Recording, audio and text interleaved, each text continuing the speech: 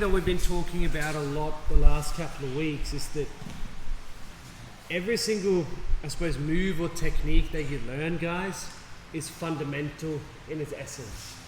And this really showcases that. And what we've said, and I'll highlight this from the position, we've said that a joint or whatever it is only has certain movements, right?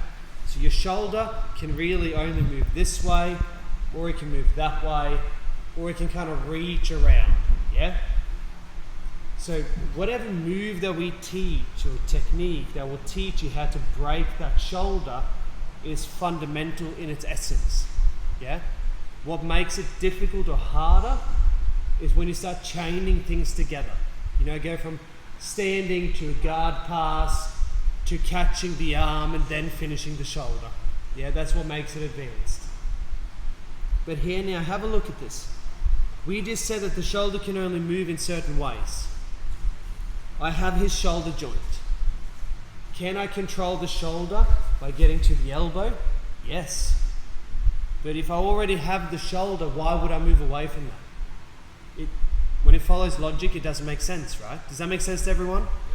So we want to control the joint that we want to break. So now if Sam's trying to reach for my head and I catch it, all I need now is just control over his wrist, and then his shoulder is already broken. The moment I just put a little bit of pressure, he will tap.